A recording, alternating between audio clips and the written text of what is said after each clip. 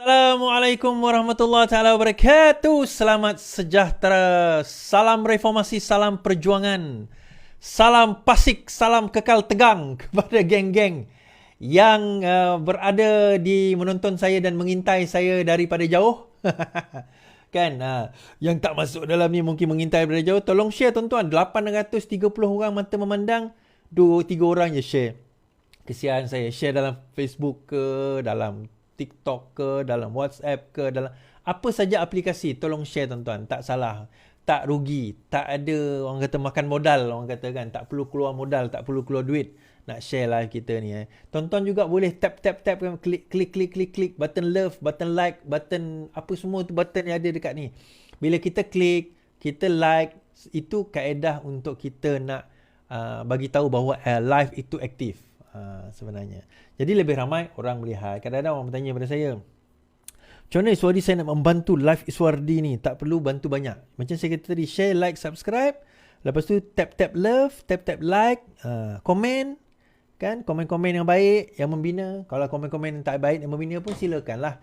Dosa tanggung sendiri. Saya tak tanggung dosa orang kan. So masing-masing punya hal lah. Kan?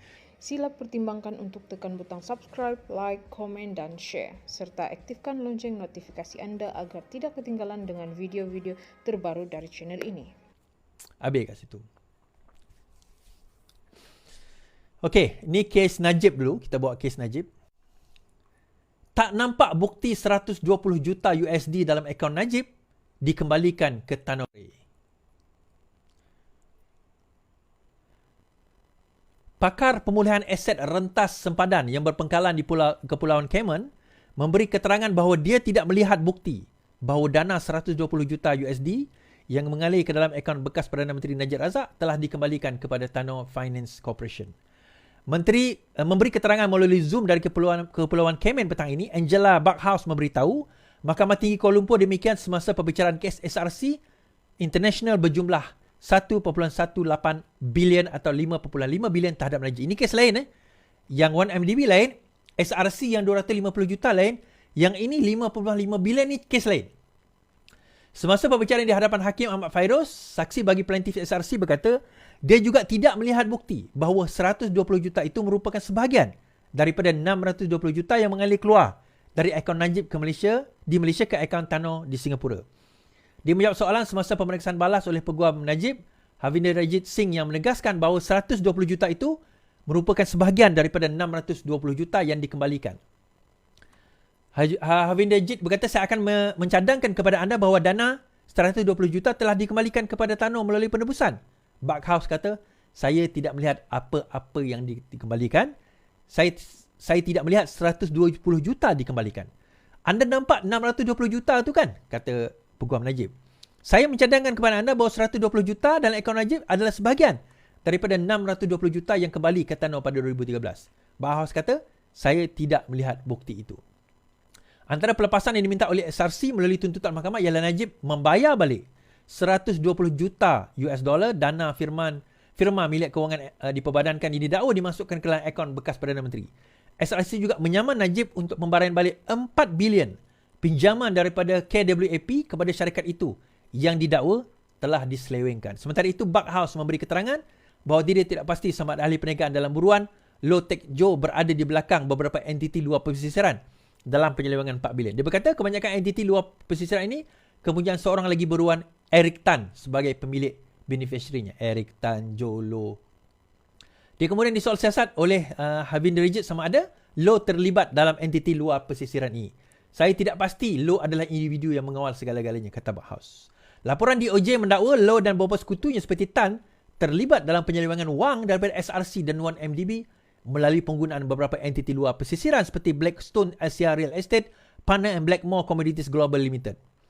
Tan, gambar SRC didakwa sebagai pemilik beneficiary Blackstone dan BlackRock.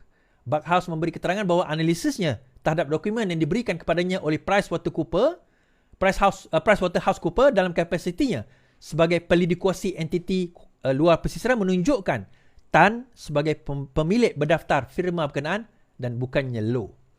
Antara entiti yang diupah sebagai pelidikuasi ialah SRC BVI British Virgin Island yang didakwa menerima aliran masuk berbilion ringgit dana SRC yang berpangkalan di Malaysia sebelum diagihkan kepada syarikat dan individu lain. Semasa disoal oleh Havin Derjit, Barkhouse berkata laporan DOJ dapat mengaitkan hubungan antara law dan entiti luar pesisiran.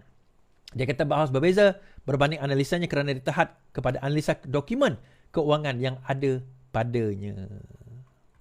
Pengarah urusan Quantum International juga yang berpangkalan di Cayman berkata dia tidak menemu bual mana-mana pengarah SRC yang berpangkalan di Malaysia berhubung urus niaga ini kerana analisanya terhad kepada dokumen keuangan dan korporat. Pembacaan kes sivil ini berlangsung di hadapan Hakim Ahmad Fairuz.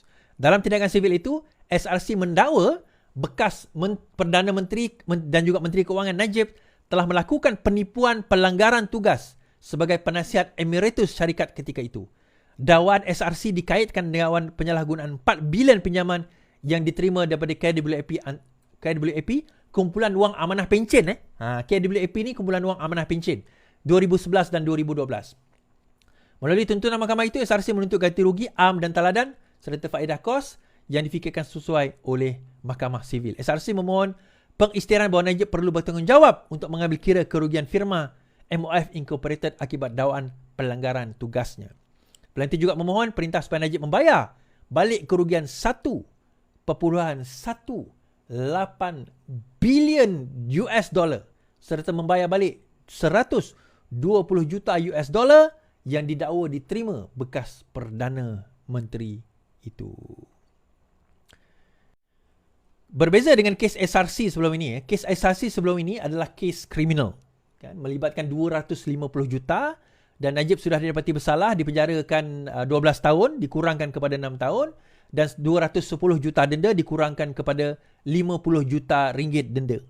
Yang ini SRC adalah saman sivil oleh syarikat SRC terhadap Najib di atas penyelewengan, pertama penyelewengan 120 juta US dollar dan juga 1.18 bilion US dollar serta dakwaan SRC bahawa Najib telah pun, kalau saya baca tadi, penyalahgunaan 4 bilion pinjaman yang diterima daripada KWAP antara 2011 dan 2012. Pada waktu itu Najib telah meluluskan penggunaan kumpulan wang amanah pencen sebanyak 4 bilion untuk tujuan pelaburan di dalam SRC.